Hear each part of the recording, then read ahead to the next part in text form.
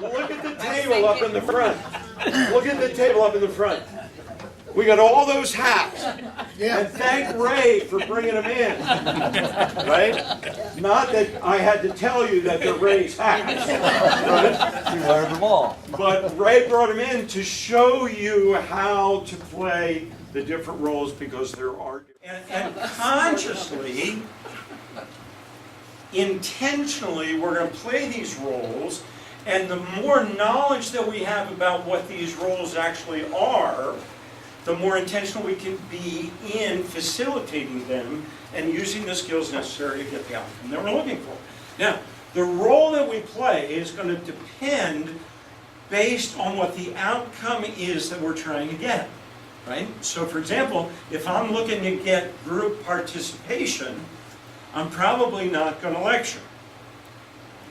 If I want to impart knowledge, new knowledge that you guys don't know, I'm not going to facilitate a group interaction, right? So the hat that I wear is going to be dictated by what the outcome is that I'm trying to get based on the hat that I wear, right? And that hat is going to be the role that one hat is facilitator, which is to facilitate a discussion. Facilitate, if you look at the word up in the dictionary, means to make easy, right? And the facilitator hat is very specific. It has nothing to do with the content of what you're teaching. It has nothing to do with other than the process that you're trying to facilitate. So for example, if you're facilitating a discussion, then as the facilitator, you're not worried about the content of the discussion. You're not concerned about what people's opinions are. As a facilitator, the only thing you care about is the discussion happening the way it needs to? That's the role of the facilitator. Is the process happening? It gets off track. Is that how I want to say it? Does the facilitator step in and say, hold it, guys, let's go change the subject back? The process is good. The tendency, as you said in the beginning, when you start talking about what is the problem, of keeping people from jumping in with solutions or causes right Correct. in the middle of it. And so whoever facilitates has to constantly, that's a possible cause, but now what is the problem? Thank you. And keep going back and insisting on getting through the first step by step. Yep, good for you. So, let's go back to the hats conversation. That's why we spent so much time on the hats conversation, because in this kind of scenario, the focus on making sure that you keep your facilitator hat on is the most important thing you can do in order to make this process work. Keep people in the process. Remember, folks, we're still in step number 2. Who's got the next cause? Right.